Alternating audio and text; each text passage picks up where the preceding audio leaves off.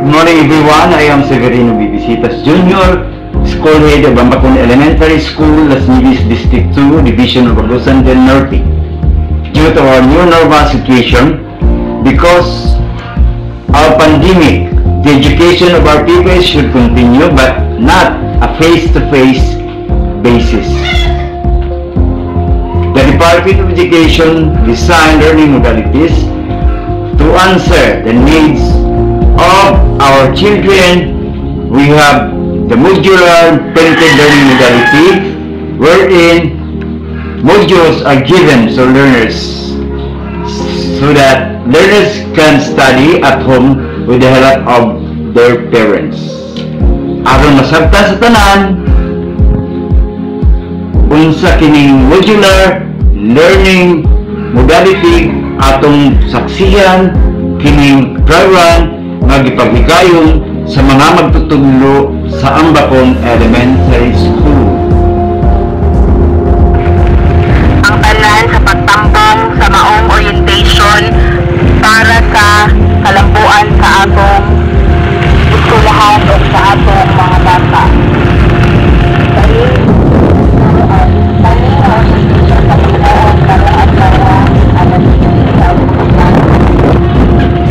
Bayang pagpapadalan ang mga kita ng panginoon na para sa atong maabot na pag-abot sa natin karong Oktubre 5, 2020. Ialham ang tanan sa pagtanggal sa maong orientation para sa kalabuan sa atin. Bayang pagpapadalan ang mga kita ng panginoon na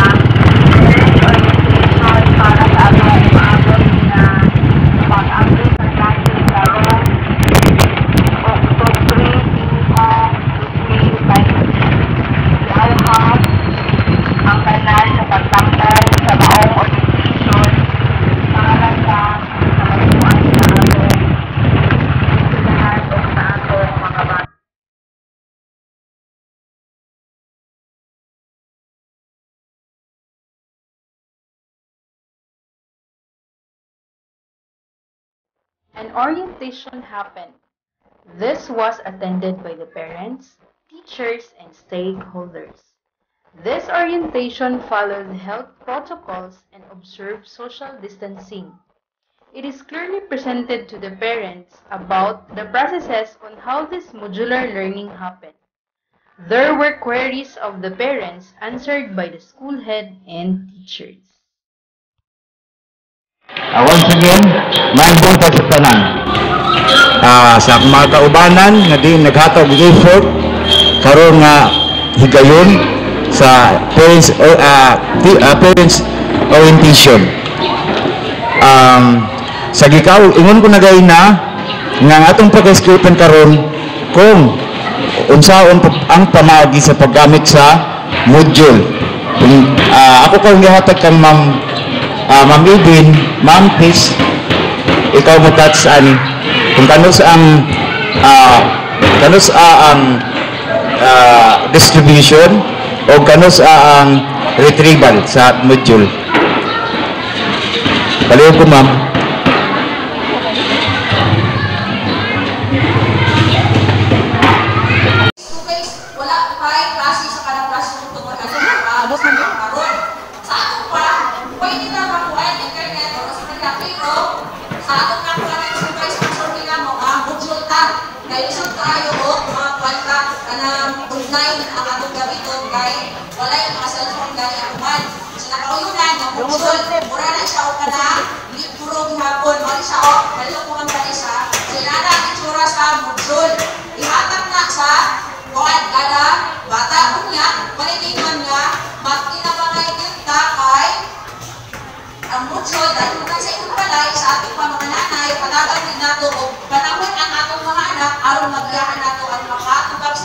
sa module na ihatag sa ilaha.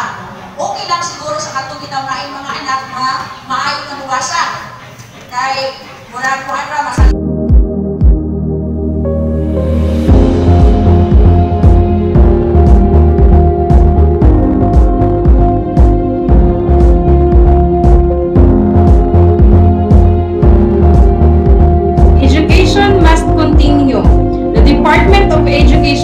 considered varied learning modalities for the opening of classes for the school year 2020-2021. The traditional face-to-face learning in the classroom is not allowed for everyone's safety. Thus, different modalities should be used. These include modular distance learning. Ambacon Elementary School will use modular distance learning in the opening of classes school year 2020-2021.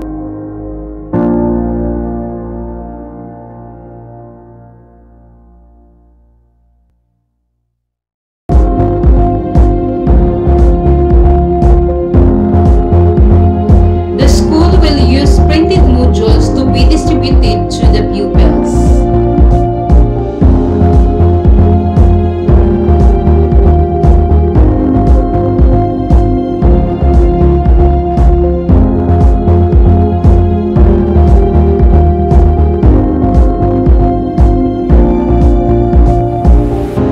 Distribution phase, parents or guardians should come to school to get the modules, follow social distancing and proper hand sanitizing.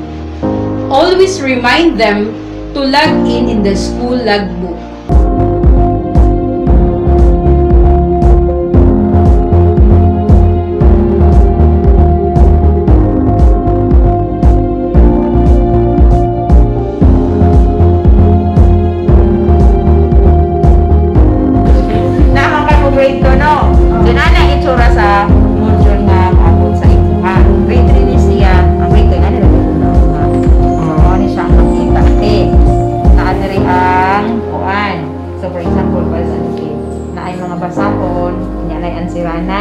Pero, ang ihatag na mo ang answeranan sa inyo.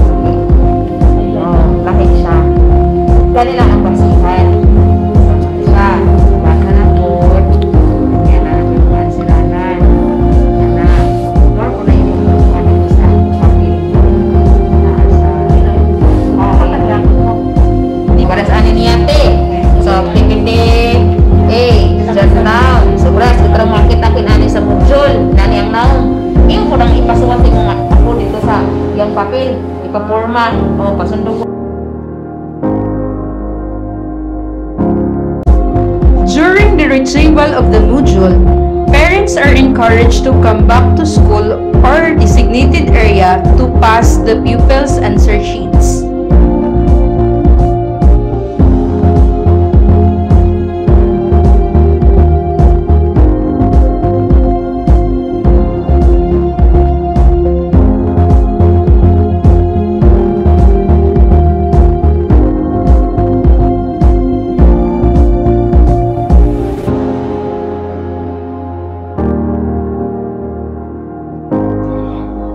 The teacher should check if the module is answered completely and clearly.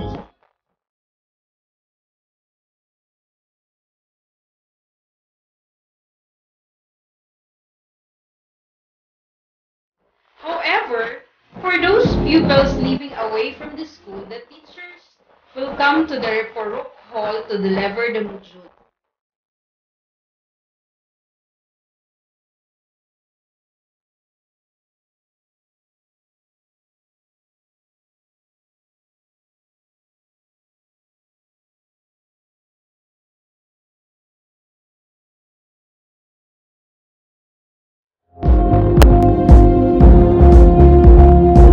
The teachers stop the Purok officials to inform their members to get the module.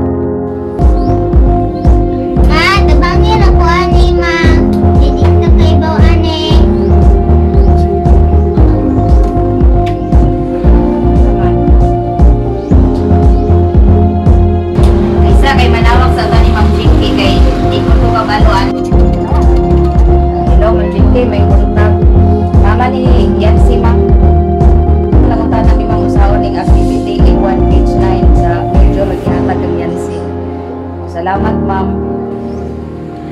Sige ning, manara ko diha sa inyo hakaroning para ma-assist na ko si Yancy. Sige. Bye-bye. Thank you. Ay, ayun. Good morning, Tin. Haman si Yancy. Bye.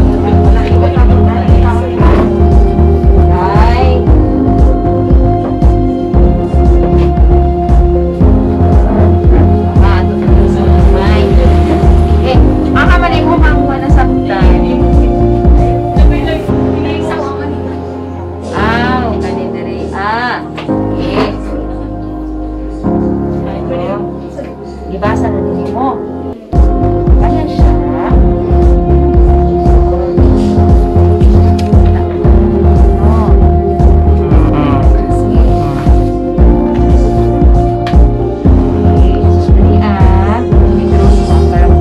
Sabihin sa matong nagdala dito sa story. Moy mo. Yes, wala. Ingani rin.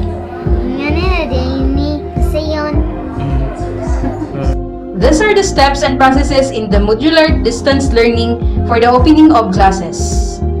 With this learning modality, the school were not risking the health and safety of the pupils. With the help of the stakeholders, the barangay council, this modular learning will be realized in the opening of classes. Ampacon Elementary School is more than ready in the opening of classes. Sulong Idokalidad!